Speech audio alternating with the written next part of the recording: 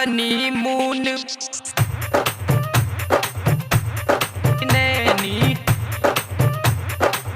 ताल में गोरी, ताल में गोरी। डीजे अमित तिवारी अपहर। का तू बोला सोचा ताड़ा कहवा ध्यान बाटे, एहो मोर डार्लिंग बोला का पलान बाटे। नैहर में ना ससुराल में गोरी, रहल न जाई बवाल में गोरी। कि हनीमून मनावल जाई नैनी ताल में गोरी। कि हनीमून मनावल जाई नैनी ताल में गोरी। बोला का पलान बाटे, बोला का पलान बाटे। डीजे अमित तिवारी अपहर।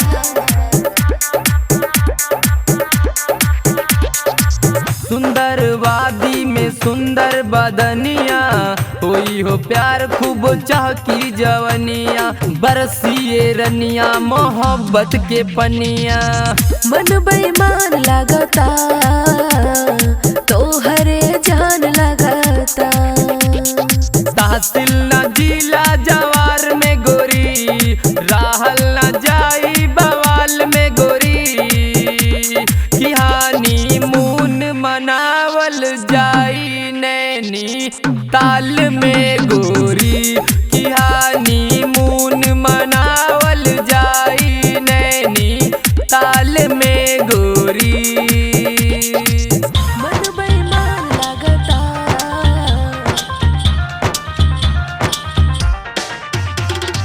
डीजे अमित तिवारी अपहर।